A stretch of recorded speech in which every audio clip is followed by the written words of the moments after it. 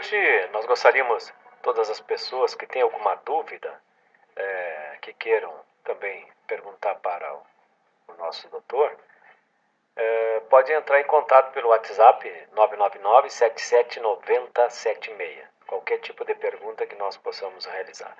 Então, nosso cordial bom dia, doutor. Bom dia a todos, bom dia aos ouvintes da Positivo FM. E é um prazer muito grande estar aqui com vocês hoje para falar desse assunto, né? Importantíssimo e ainda mais ontem foi o Dia Mundial de Luta contra a AIDS e agora já foi instituído também o dezembro Vermelho.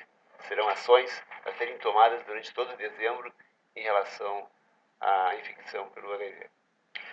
Doutor, queria primeiramente agradecer a sua presença aqui e falar as doenças sexualmente transmissíveis. Não é somente AIDS, tem a gonorreia e tudo. E agora eu andei pesquisando até para conversar com o senhor.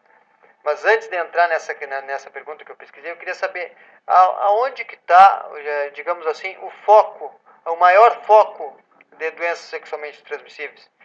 Está nos héteros, está nos homossexuais, não tem mais essa distinção, está generalizada as doenças sexualmente transmissíveis. Se há algum estudo sobre isso e aonde está essa questão?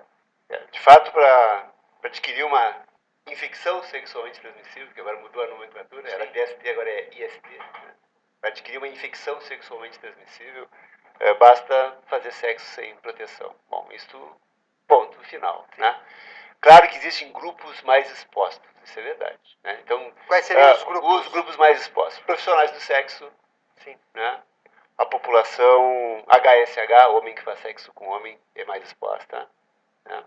A população trans, usuários de drogas, crack, inclusive, né, principalmente. E essa população é mais exposta. Né?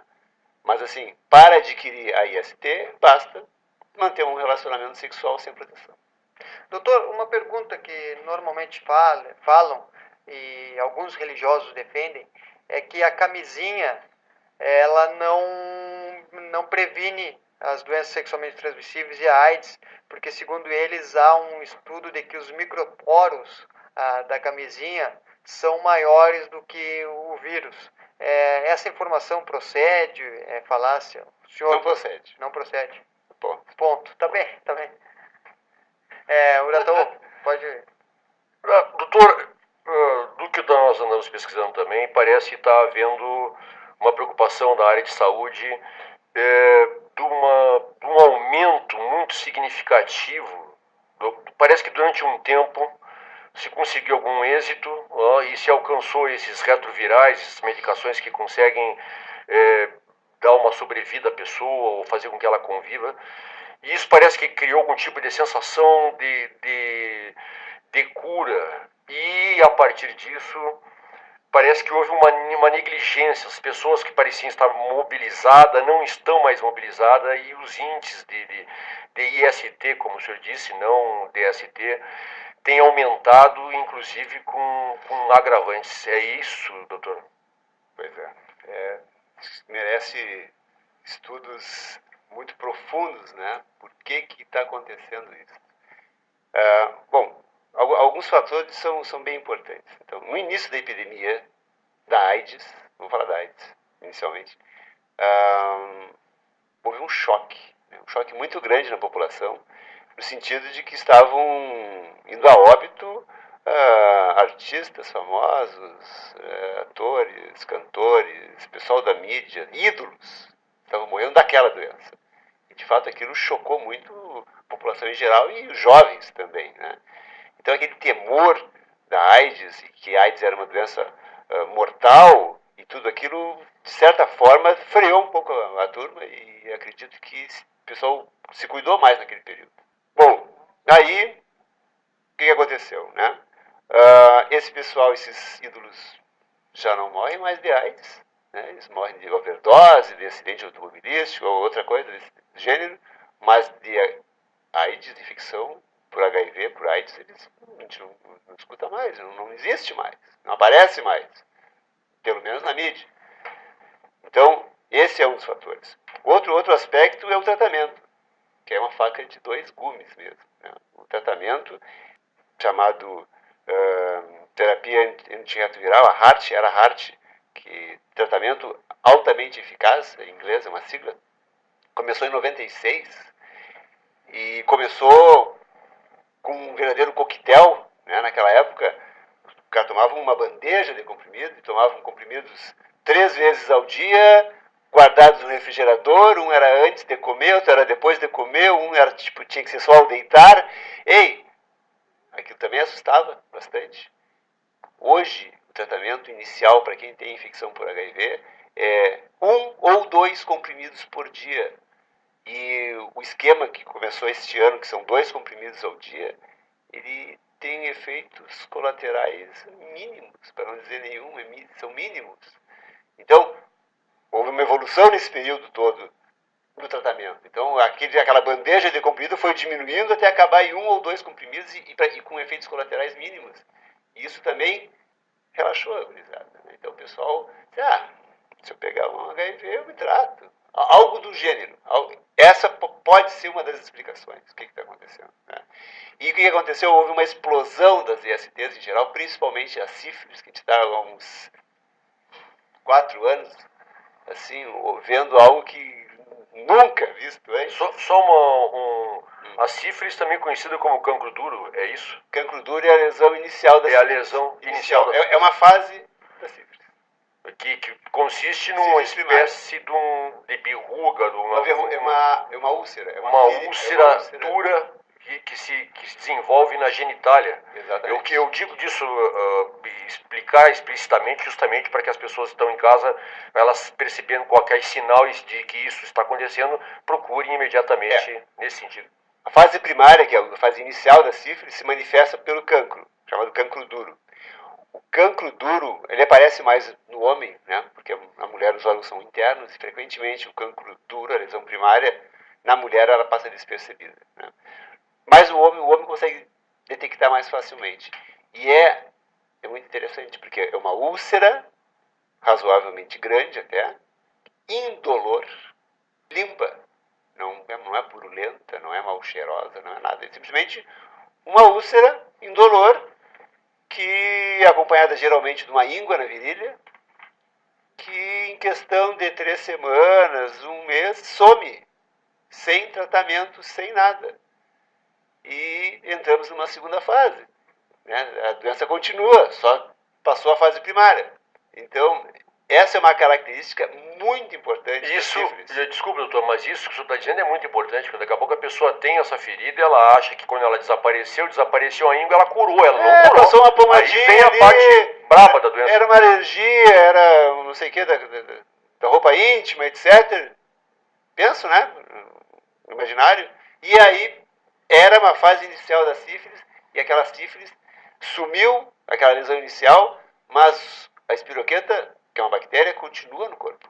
Continua no corpo e tem uma chance muito grande de, a partir de outras fases da doença, provocar danos irreversíveis. Danos graves, gravíssimos. Cegueira, paralisias, problemas cardíacos, problemas ósseos graves. Na mulher, na gestante, óbito fetal, aborto, crianças nascendo doentes, seriamente doentes. Então, a sífilis, ela veio para complicar muito.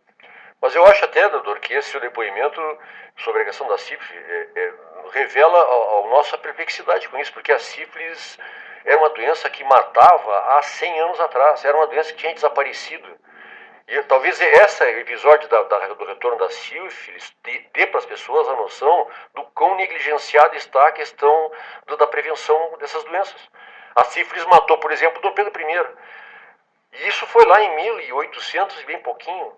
E não acontecia mais. Eu acho que desde a Segunda Guerra Mundial que não existe, e agora volta isso como uma coisa grave, né, doutor? Encontraram sequelas de sífilis nas múmias. Então, assim, é Sim, antiguíssima. ela é antiga, mas ela tinha praticamente sido controlada e não era mais um problema de saúde tão. E agora voltou com uma força impressionante. É. E isso prova que o pessoal não está se cuidando mesmo. Porque a transmissão do micróbio da sífilis, da espirocreta, ela é muito, muito fácil. É muito. Não se compara ao HIV. Então, assim, o sexo oral. O sexo oral, ele, em relação ao HIV, transmite. Mas o sexo oral em relação à sífilis transmite muitíssimo. Né? Muitas vezes mais. A aquisição por sexo oral da, da sífilis, a gente tem visto lesões primárias, esse cancro que aparece no pênis, a gente tem visto na boca, na língua, nos lábios, coisa que a gente não via muito também uns anos atrás. Por quê? Porque explodiu, porque não estão se cuidando, não estão acreditando, e isso realmente está nos preocupando por demais. Tanto é que o ano passado, talvez 2015 também, andou faltando penicilina, porque o tratamento é penicilina, faltou. E uma das explicações foi que estavam usando demais penicilina. Aonde? Assim. Doutor, como o Urataú falou, a sífilis era uma doença, e o senhor mesmo confirmou que era uma doença da época das múmias e já havia sido controlada. Surgiu agora, até nós estávamos conversando lá no último torneio do xadrez, que até o senhor me falou, que deu palestras para o centro de idosos, que surgiu a ultra sífilis ou ultra gonorreia, que está sendo um caos aí, né? O senhor podia nos explanar um pouco sobre isso, até para conscientizar os ouvintes? Tá. Então, assim, de qualquer forma, só para marcar mais assim, como disseste da sífilis, a sífilis ela não era controlada, ela sempre existiu, né? Só que agora houve uma explosão, né? Mas ela sempre existiu. O que aconteceu, o que tem se falado muito ultimamente, é na supergonorreia. Supergonorreia, é isso. Supergonorreia. E esse é o termo, supergonorreia, uma gonorreia resistente. Então, gonorreia, no início da história, tratavam com penicilina. Penicilina, mas nem encosta mais. Gonorreia não tem condições. Aí houve outra época que usavam tetraciclina, Tetrex, uma droga que já está em desuso praticamente. Resolvia. Isso quando eu era estudante de medicina, a primeira opção para a gonorreia era tetraciclina. 30 anos depois não adianta mais, não pega mais. E os esquemas que estamos usando atualmente estão ainda combatendo, a maioria das vezes, a Neisseria gonorrhoeae, mas em alguns lugares do mundo, e alguns pontos do Brasil já começaram a aparecer, cepas resistentes a todos os antibióticos. Estão estudando, e no último congresso que eu participei esse ano, então lançaram um grupo de novos antibióticos que estão ainda em teste e estão mexendo para poder combater essa supergonorreia. Por quê? Porque é o uso indiscriminado de antibióticos, é a disseminação da gonorreia, e isso é uma grande diferença, né? A gonorreia ela pode ficar resistente, a sífilis não. A sífilis é só tomar penicilina, a sífilis é super tranquila, mas tem que fazer diagnóstico e principalmente evitar a aquisição. Vamos usar o preservativo, né? Agora, a sífilis é muito simples. Toma o bezetacil direito, como segundo o médico prescreve, porque tem vários esquemas diferentes para tratar a sífilis. Mas assim, a gonorreia está preocupando muito. Ainda a nível de Brasil nem tanto, mas no mundo.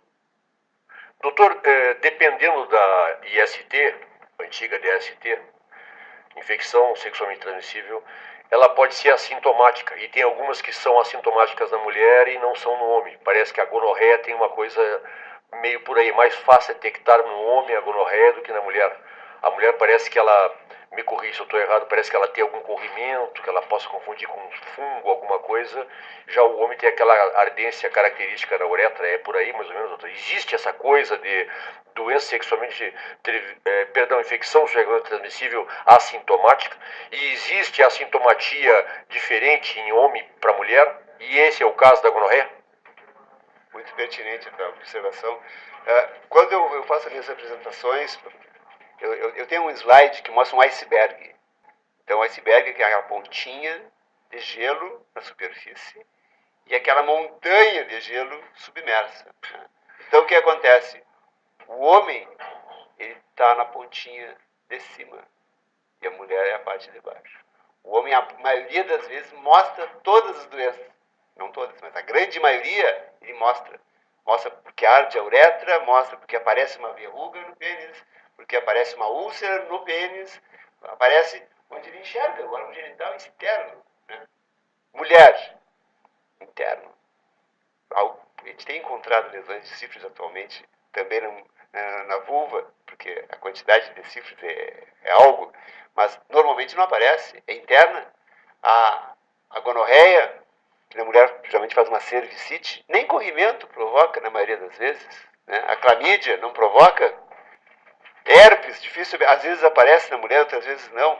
Então, a mulher realmente é a parte submersa ali do iceberg.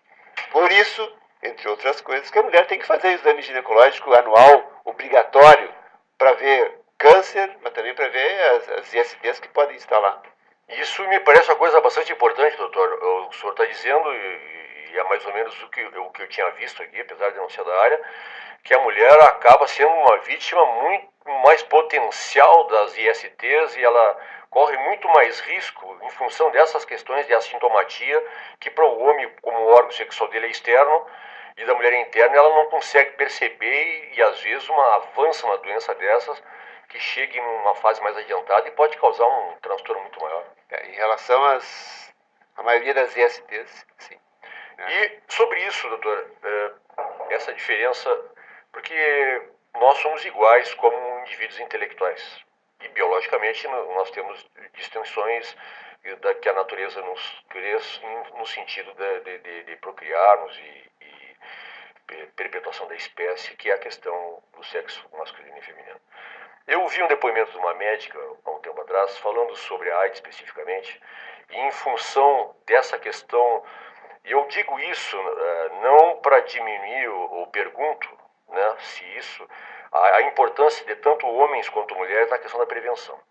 Mas ela dizendo que como o órgão sexual da mulher é interno, para ela é muito mais difícil ela perceber se ela tem algum sangramento, se ela tem uma ferida de colo de útero, se ela está próxima da menstruação. Já no homem, uma fissura, um machucado no pênis, como é estéril, ele enxerga com facilidade. E ele pode evitar uma relação heterossexual normal. Ela disse nessa entrevista que uma mulher numa relação heterossexual pênis-vagina pode ter até 12 vezes mais chance de contrair a AIDS em função disso, porque a AIDS se transmite através do contato sanguíneo. O que o senhor pode me dizer a esse respeito? Também, muito interessante. Quando começou a epidemia de AIDS, a proporção era 16 homens para uma mulher. Porque, de fato, estavam fazendo diagnóstico mais em cima dos homossexuais masculinos, mais em cima dos usuários de drogas injetáveis. Na verdade, essa era a proporção. E, com o passar dos anos, essa proporção foi diminuindo, até que, em 2008, provavelmente, estava 1,5. O que significava assim? 3 homens para 2 mulheres. E tudo indicava que a mulher iria ultrapassar o homem, porque exatamente por essa questão. Porque os órgãos são internos, e aí não tanto porque o HIV a gente dificilmente vai enxergar ele, aí entra um outro aspecto. Como o HIV é transmitido? Basicamente por secreções vaginais, esperma, sangue e leite materno, isso que na prática transmite, né? A mucosa vaginal fica em contato com o esperma, quando não se usa preservativo, por um período longo, e ali basta para aqueles HIV penetrarem. Ao contrário do homem, terminou a relação sexual, ele faz uma higiene, acabou. Simples. Então, fisiologicamente, anatomicamente, a mulher é mais propícia à aquisição do HIV. Só que aquela proporção que estava indo em direção à igualdade e ao contrário, a mulher ia ultrapassar o homem, isso a gente falava sempre, começou a distanciar. Já está quase, já está em 2,5 praticamente, homens para uma mulher. E aí entra muito o HSH. O HSH perdeu muito muito do grupo HSH perdeu o medo, perdeu o receio de aquisição do HIV. Isso a gente tem visto. O HSH são os homossexuais, a relação homens homossexual, que fazem sexo, homem. homens que fazem sexo com homem. Então, a gente fala sempre genericamente, né? Não se fala especificamente, mas assim, de um modo geral, é um grupo que mais tem uma incidência muito maior de infecção por HIV.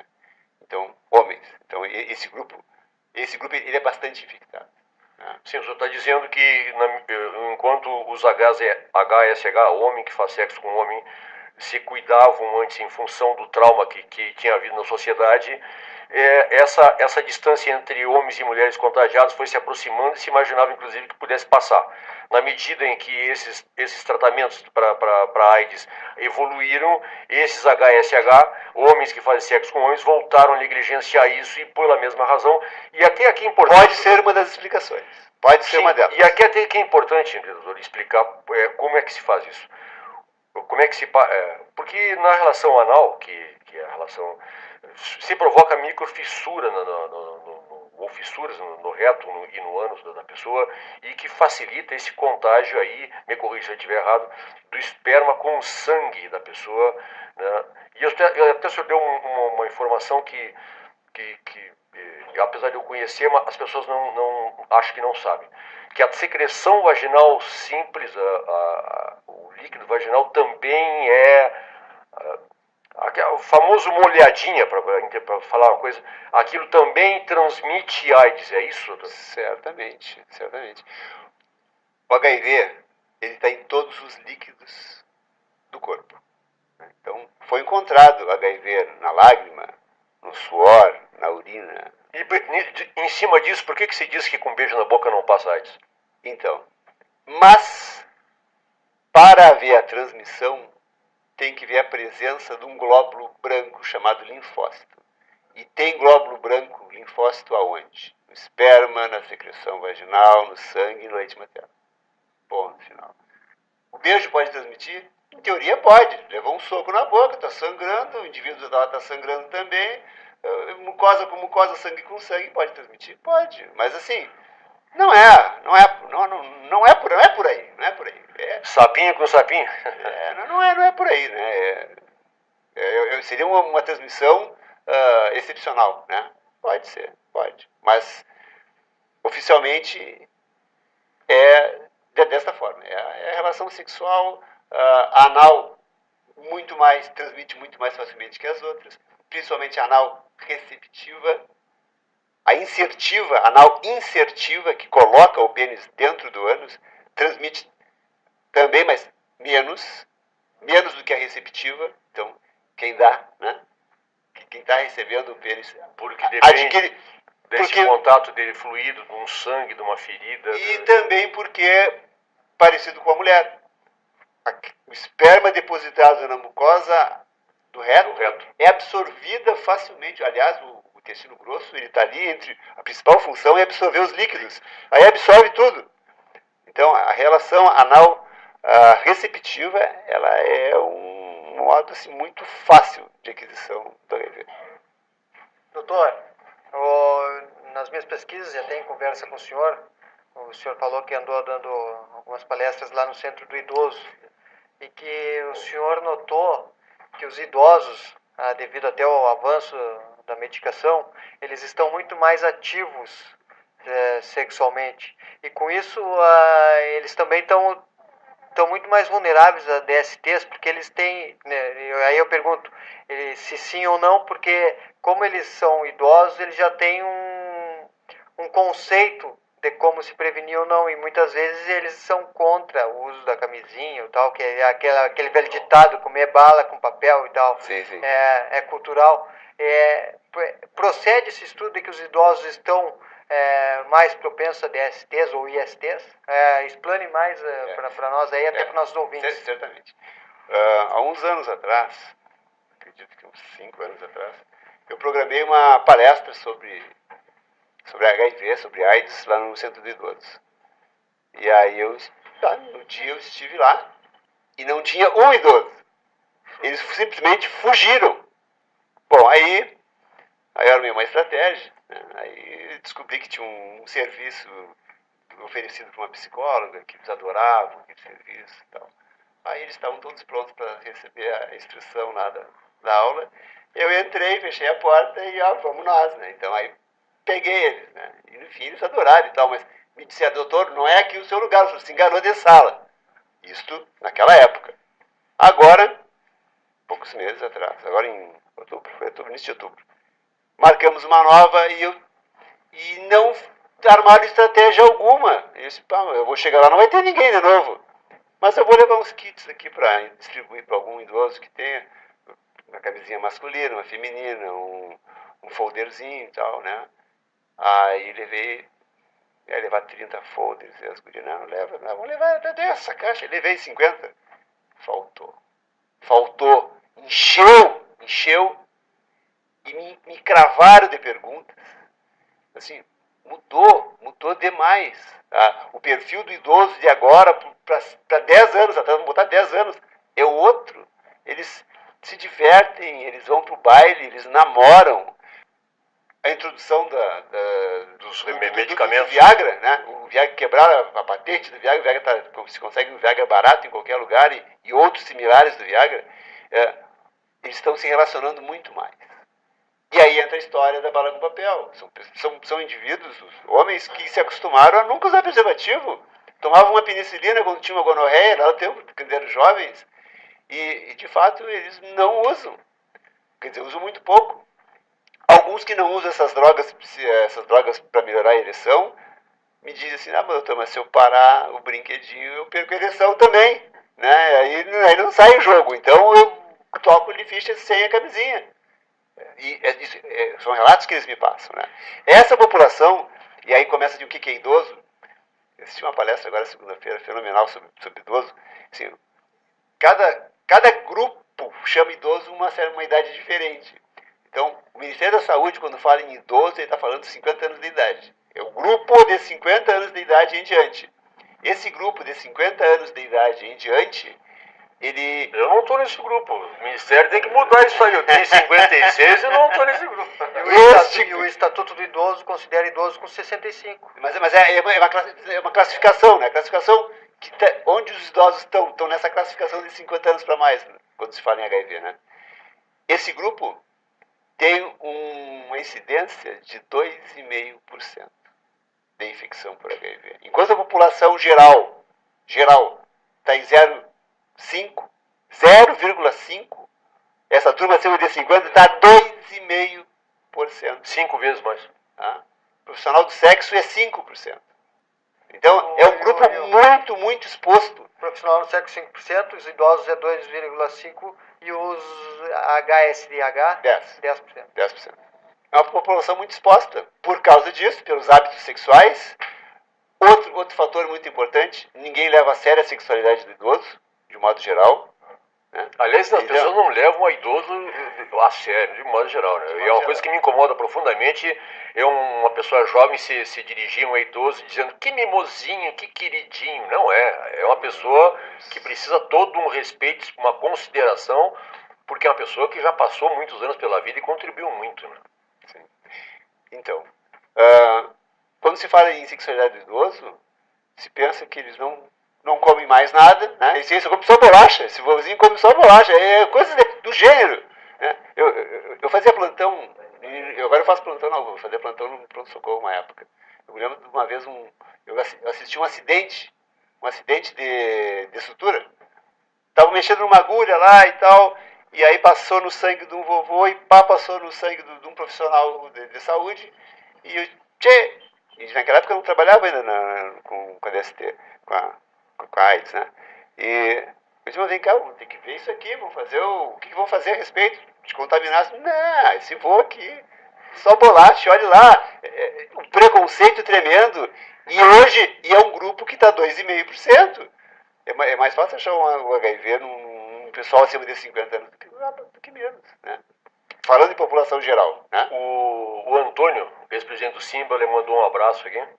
E sobre a questão dele comer papel com bala, a gente popularmente brinca. A gente brinca com isso popularmente, mas na realidade é o seguinte: se coloca um preservativo num pênis ereto. Difícil você colocar um preservativo num pênis que não, perdão, num pênis que não está ereto. Não vai dar. E a ereção no homem, com a idade, ela diminui. E às vezes o homem só consegue, me corrija, doutor, se eu estiver errado, só consegue essa ereção quando ele já está em processo de penetração. Agora, com os medicamentos, isso facilita. Então, a gente fala jocosamente, se tu me disser que um guri de 20 anos não usa camisinha, mas do lado da sexualidade masculina tem esse problema de que a ereção com os anos perde a força. Sim, mas isso vai ao encontro do que eu estava falando. É exatamente isso. Eles param, se parar o brinquedo, se parar a excitação, o jogo amoroso, perde a ereção. Né? Exatamente. Perde a Nesse ereção. caso, então, doutor, não seria mais recomendável o uso da camisinha feminina? Sim. Porque, como diz o outro ditado, né, o nosso brinquedinho é de armar, o delas de encaixar. De abrir, exatamente. A camisinha feminina é ofertada na rede também. Né? Mas existe um preconceito bem grande em usar, né? E ela é muito prática nesse aspecto também, né? Mas assim, tem que ser trabalhado. Sempre preconceito, doutor. Tem que ser trabalhado. Tem que ser. Porque não gosta, porque fica feio, porque não sei o quê. Tem que ter uma técnica para colocar. Assim como camisinha, né? Sim. Camisinha, eu sempre digo para a gurizada que está começando, olha, tem que ter técnica, habilidade, treino, para botar uma camisinha. Aquele negócio escorrega, melado, corre, se tu deixar o ar na ponta, ela explode, tu bota ela pela metade, ela cai, e assim vai. Tem que ter prática, tem que treinar. Eu digo para a gurizada, vão treinando em casa. Na hora. Treina, porque quando for a hora do jogo, o cara sabe, tá perder prontinho. A vergonha, né? Porque a vergonha para fazer não tem problema. Agora, a vergonha para colocar e para trabalhar, os dois juntos se ajudarem a colocar isso, ainda tem. A camisinha tem que ser trabalhada mais. E é uma solução para isso. Doutora, a gente tem dados que muitos jovens, ou seja, garotos, né, de 18 até 25 anos, estão usando muito azulzinho para impressionar, enfim. Isso é benéfico para a saúde? Com tão pouca idade, o cara precisar de azulzinho para impressionar a menina? Não. Isso aí certamente não vai estragar o instrumento dele. Mas emocionalmente, psicologicamente, isso aí não vai dar certo. É certo que não vai dar certo. Ele vai criar uma dependência psicológica em cima de uma droga. Não tem porquê.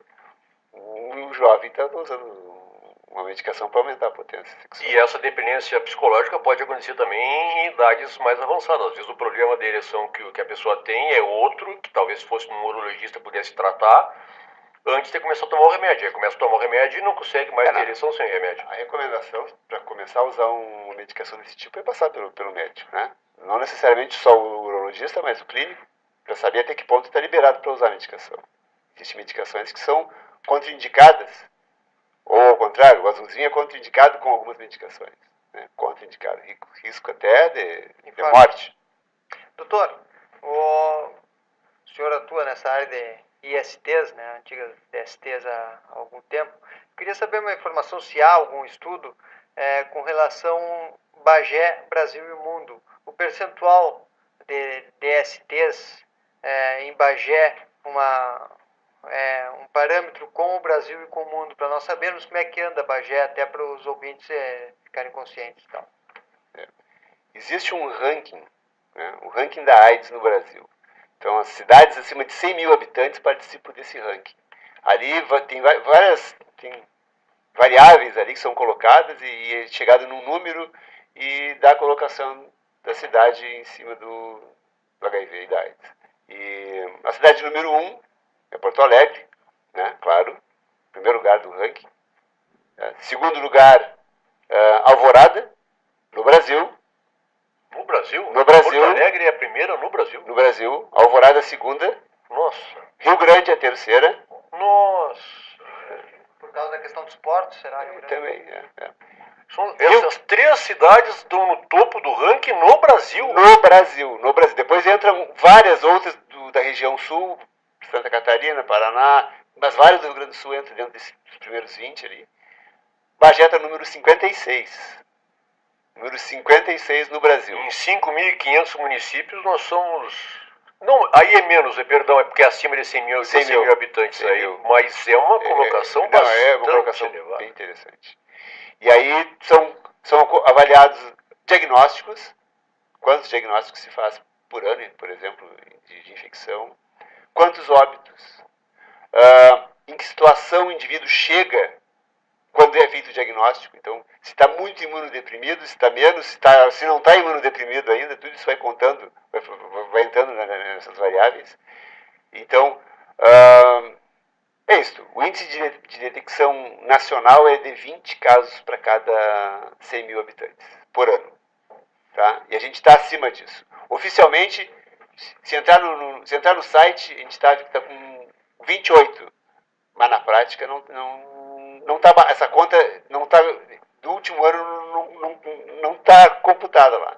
Nós estamos fazendo 6 diagnósticos por mês. É quase 3 vezes mais. Em Bagé, 6 diagnósticos por mês? De infecção por HIV. Doutor, me diga uma coisa, doutor, o HIV, doutor, aquele para quem é doador de sangue, que aparece ali o HIV, aquilo ali é correto? Como assim? Quando, vamos supor, eu vou doar sangue lá e... Aí diz que a pessoa tem infecção por HIV. Não, ela diz que é negativo ali. Tá. Aquele exame válido? Sim. Sim. Vale. Vale.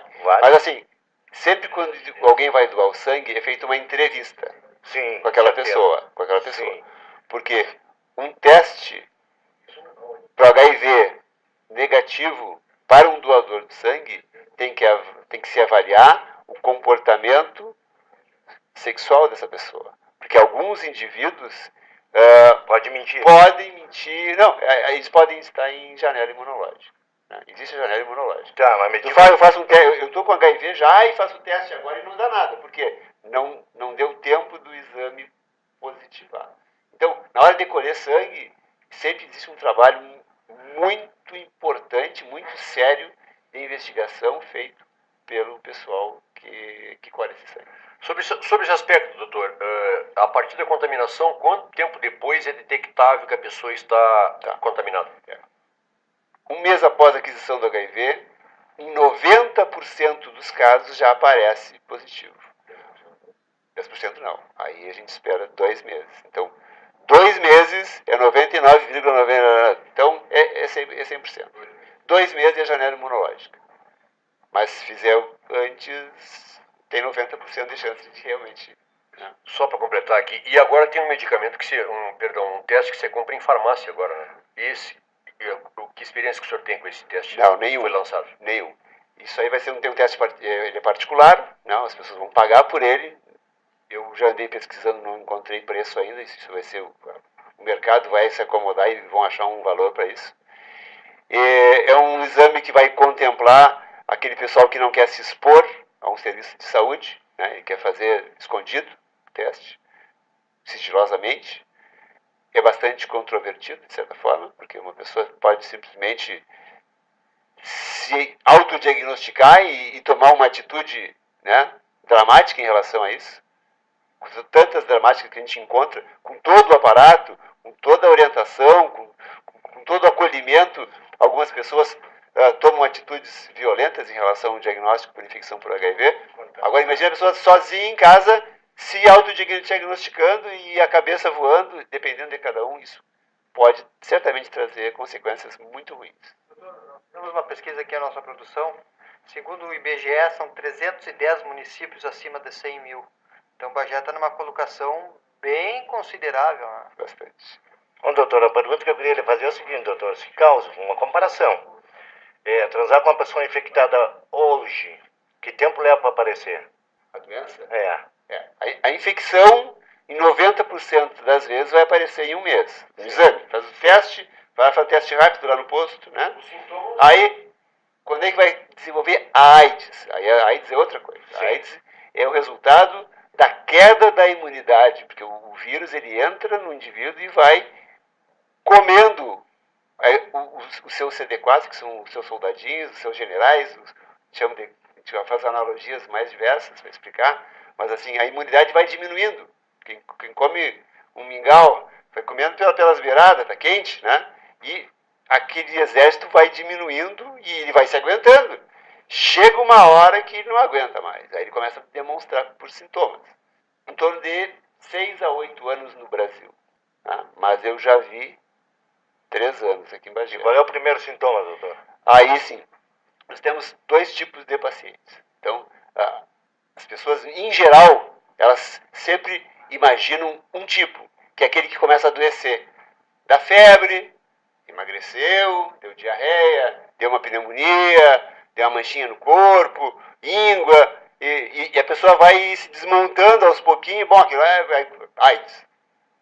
Esse é um tipo de paciente. E tem outro que eu costumo explicar para os pacientes do SAIS ali, que é o paciente que fica ficando oco. A pessoa está bem, e amanhã ela está mal. Depois de amanhã ela foi a óbito. Ela pode ficar bem e o exército, a imunidade segurando tudo que pode, e daqui um pouquinho não vem uma doencinha, vem uma meningite, tipo fungo, vem uma neurotoxoplasmose, vem uma pneumocistose grave, uma tuberculose miliar disseminada e leva. A pessoa que estava ótima ontem, daqui uma semana faleceu de AIDS. Não precisa ficar esperando que ela vá se desmontando e dando dicas, quem sabe, não mesmo. Então, o esquema é assim: houve relação sexual desprotegida, testa. Testa e pronto, sem dó, testa. Esse exame da AIDS, falei em testa, ele é disponível no SUS, né?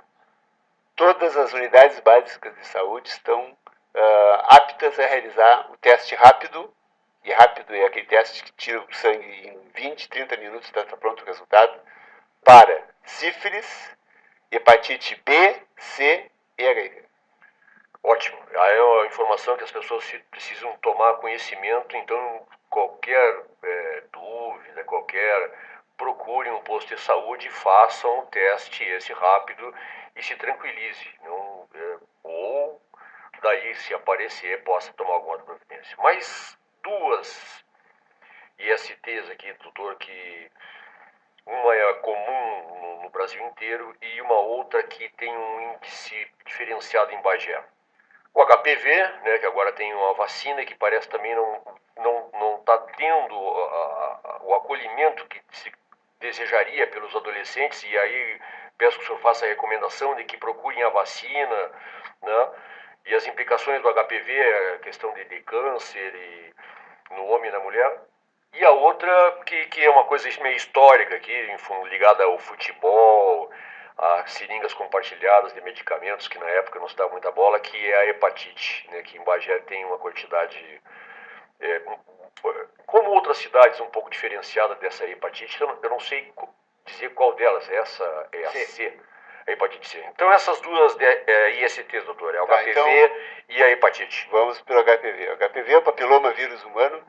Ele é certamente a IST mais comum, tá? Que se manifesta basicamente de 2 formas, né? Por câncer e também por verrugas.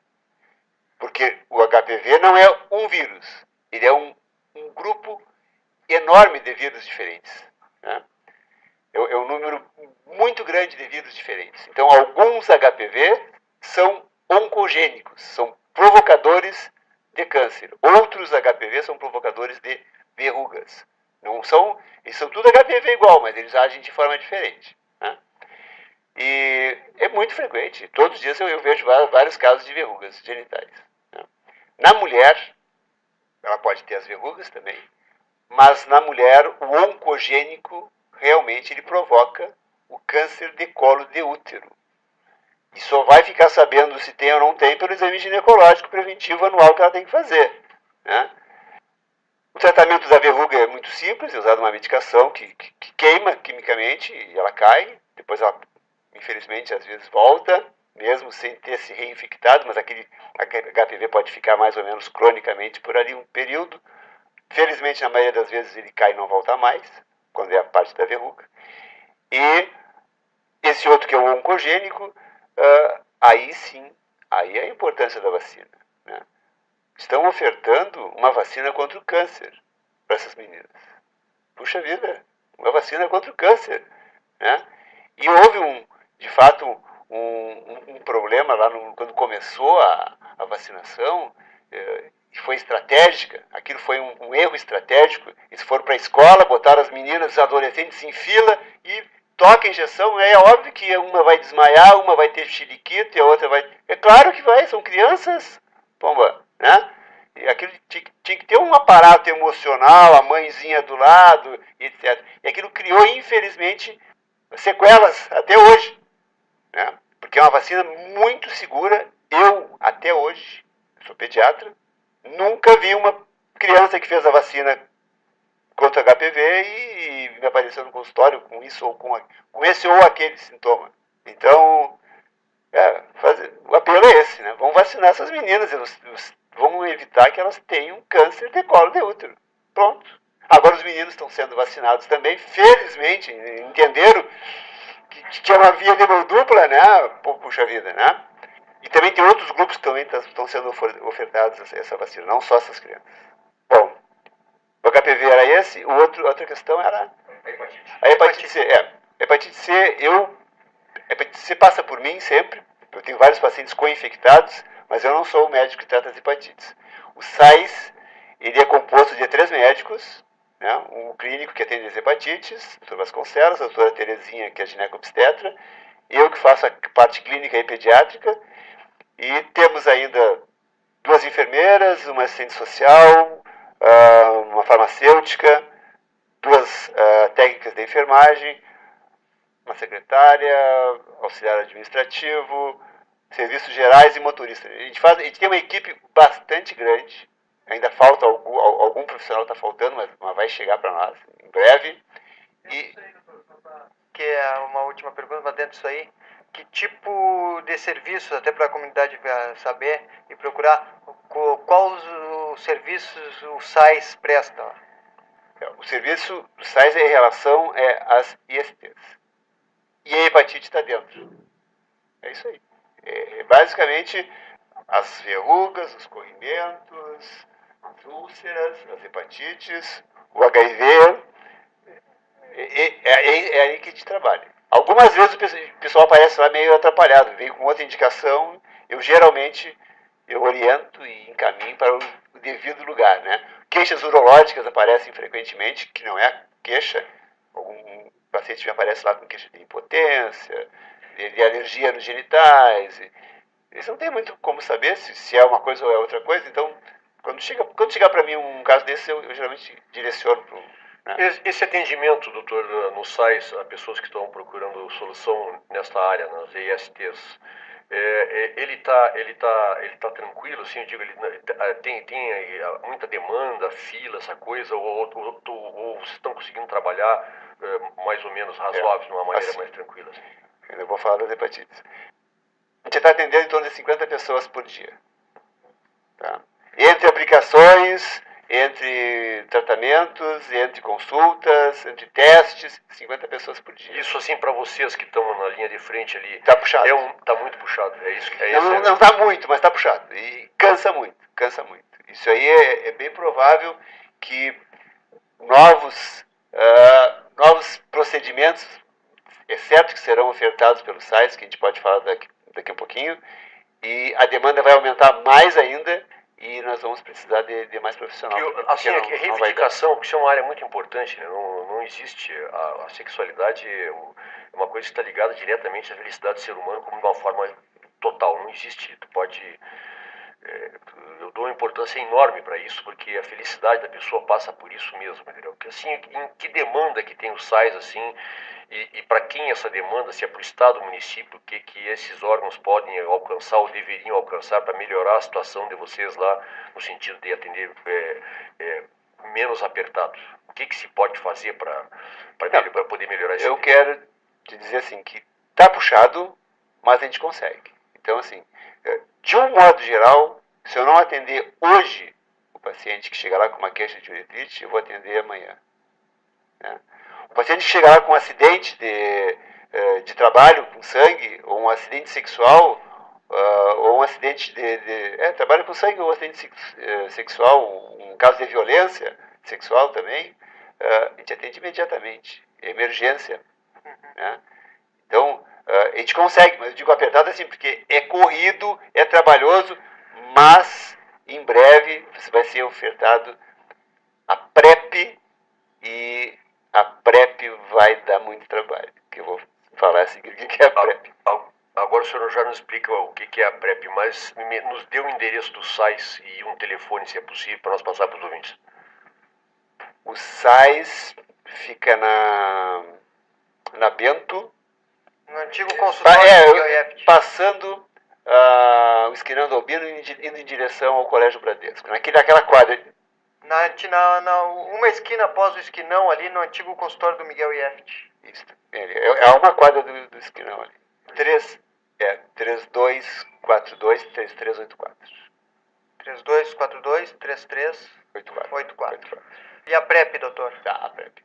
A hepatite, antes disso, não vou deixar para trás a hepatite. A hepatite, de qualquer forma, eu não trato diretamente a hepatite, é o Dr. Vasconcelos que trata. Mas a hepatite, até algum tempo atrás, ela era interrogada se ela era uma IST. Até algum tempo atrás. Nesse último congresso, ela foi levada à IST. Finalmente, a princípio, a transmissão da hepatite é por derivados do sangue. Então, aparelho de barbear, aparelho que as mulheres lá cortam cutícula e cortam isso, manicure, etc. Né? E aparelho de barbear, seringa, aí entra a parte dos jogadores que usavam aquela vitamina que iam passando de braço em braço e infectava o time inteiro, e a gente tem vários atletas lá também, então, isso é comprovado também, né? Mas foi comprovado que ela transmite facilmente por via sexual anal receptiva. Tá? Facilmente. A hepatite ela tem aparecido numa proporção semelhante ao HIV para nós. Um número muito parecido. Né? Ou seja, crescendo. Está aumentando a detecção, é importante falar em detecção, né? Tem um tratamento. O tratamento, ele geralmente é um tratamento que resolve, que cura. Existe uma certa lentidão na resolução, porque precisa de exames mais específicos, tem que buscar a medicação, que é uma medicação bem específica. Tem um processo que se faz. Então, assim, eu realmente não lido diretamente com isso, mas eu sei que é um pouco burocrático, mas funciona e o pessoal está se tratando e estão se curando de hepatite C. Então, quem tem a hepatite C tem que insistir, tem que continuar, não abandonar, porque eu andei perdendo alguns pacientes que tinham HIV, mas foram a óbito pela hepatite C, que esqueceram de tratar a hepatite C. Pacientes ótimos em relação ao HIV, se tratando muito bem, vírus totalmente controlado, CD4 alto, o paciente vem, a hepatite foi lá e levou o fígado dele e ele junto. Né? Então, a hepatite C tem que ser levado bem a sério. A PrEP é a profilaxia pré-exposição. Ela começou ontem em algumas cidades do país. Foi lançamento oficial, se começou mesmo, eu não sei, o lançamento oficial foi em algumas cidades: Porto Alegre, Florianópolis, Curitiba, Rio de Janeiro, São Paulo, Belo Horizonte, Salvador, Ribeirão Preto, Manaus, Brasília. Aí. Tá? Então, a PrEP consiste em o indivíduo tomar uma medicação, que é um comprimido, que tem 2 substâncias dentro, continuamente, para evitar a aquisição do vírus HIV. Claro que serão grupos já determinados, e vocês já fazem ideia de quem serão. HSH, profissional do sexo, população trans, Idosos? população trans e casais soro diferentes. Muito comum, nós temos muitos casos aqui em Bagé. O casal, um tem, outro não tem. Então, está começando a PrEP. E isso vai aumentar o nosso trabalho tremendamente, certamente. É certo que vai aumentar. Qual é a previsão dela ser instalada em Bagé? Não tem previsão, mas será. E essas cidades polo vão começar. A PrEP já existe no mundo desde 2012. E nos Estados Unidos, França, alguns países da Europa já fazem PrEP. E com bons resultados, eles já tiveram um feedback de 5 anos, analisando os efeitos e os prós e contras. Tem alguns prós, alguns contras também, né? Nem tudo são flores.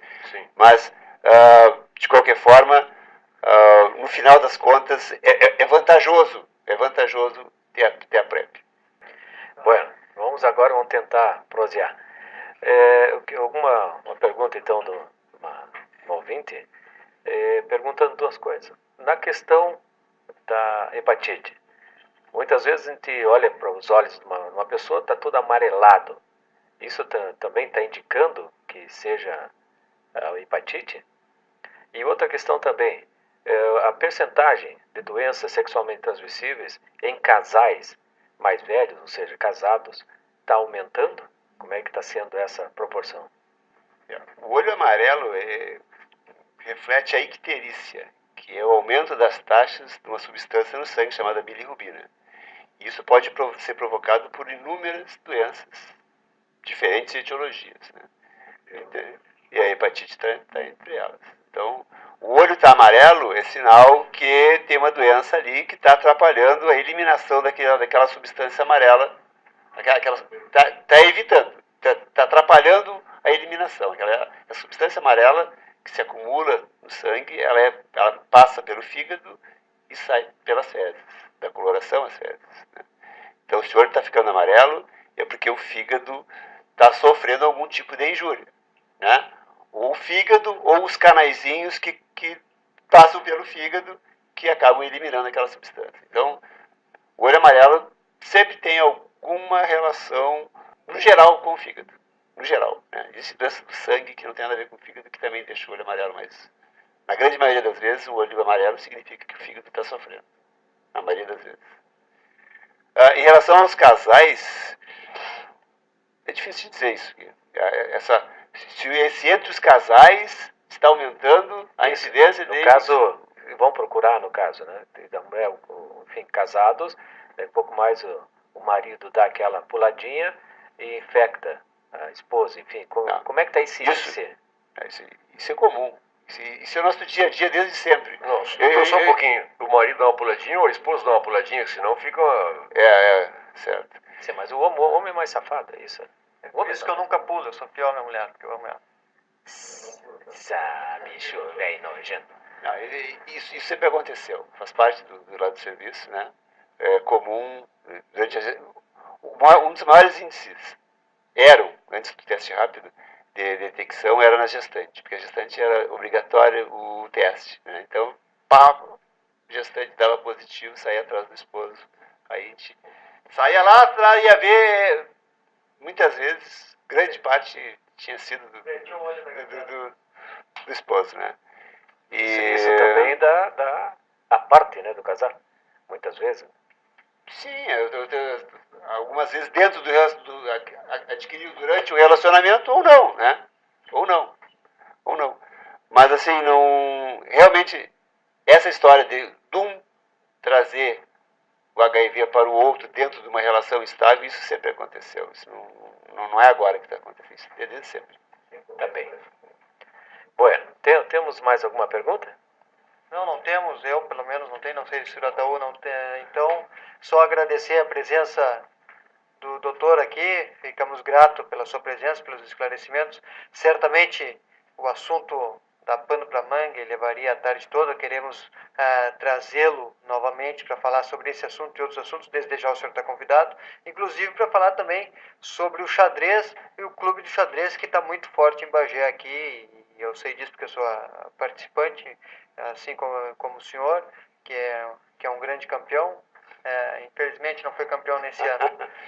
Quero dizer aqui que o doutor é nosso assíduo ouvinte e ouviu a entrevista com a vereadora Bia e ele, antes de entrar nos microfones, disse, eu quero ficar na porta, porque eu ouvi a Bia, caso vocês me apertem eu saio. Então, Não, eu só quero reforçar aqui, doutor, lhe agradecer profundamente aqui a sua presença aqui. Eu acho que hoje nós conseguimos fazer uma entrevista com um nível muito importante, que atinge o interesse de todas as pessoas, e todas as faixas etárias, todas as classes sociais.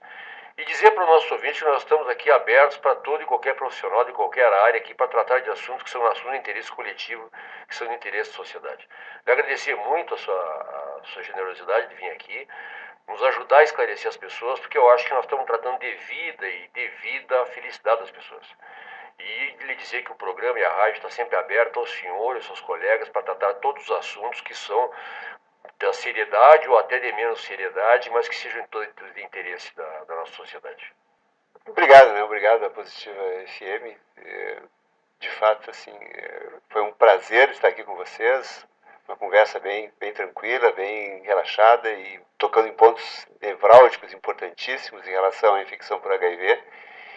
E, de fato, estou à disposição para, de repente, falar de xadrez outro dia, quem sabe. Não, certamente o convite está feito, que dependemos da sua agenda. Só para lembrar agora, mudando um pouco da água para o vinho, na fonte fidedigna que mandou o endereço de onde existe um depósito clandestino de lixo, que é na Conde Porto Alegre, o 389 esquerda. É isso aí, então. Bueno, então, novamente, nossos agradecimentos ao doutor, com todas essas explicações, né, que nós tivemos. Com certeza, as pessoas que estão em casa tiveram um proveito bárbaro. Bueno, e agora, então, terminamos o nosso Vale Tudo. E já antes disso, já convidando todas as pessoas que gostam de ouvir um jornalismo mais diferenciado do que o que acontece, mais espontâneo que acontece na nossa cidade, então já deixamos o convite. O Vale Tudo é sempre aos sábados, das 11 até as 13. Geralmente passa um pouquinho, porque o nosso Maurício Machado aqui nos concede um pouquinho mais. E quem quiser anunciar nesta grande atração será sempre bem-vindo, né? É bem verdade, bem verdade. Vamos ver então aqui. Maurício, eu quero que tu escute agora, porque a dona Paulette lá do bar nos mandou uma mensagem dizendo: o programa sempre é muito produtivo, mas hoje vocês mataram a pau. Parabéns a vocês todos do programa Vale Tudo. A dona Paulette, então, lá do bar, muito obrigado por ter escutado e nos aturado durante todo o período. Muito obrigado, dona Paulette. A senhora é muito importante para nós e a senhora mostra o quão importante é esse programa para a conscientização da população. É um privilégio a senhora nos ouvir. Que coisa querida. Tá bem, então, a dona Paulette lá do bar, muito obrigado. E fiquem agora com a Positiva durante toda a programação do dia, e sábado que vem nós estaremos novamente aqui com o programa Vale Tudo, das 11 horas às 13 horas da tarde. Muito obrigado, fique com Deus e até lá. Tchau!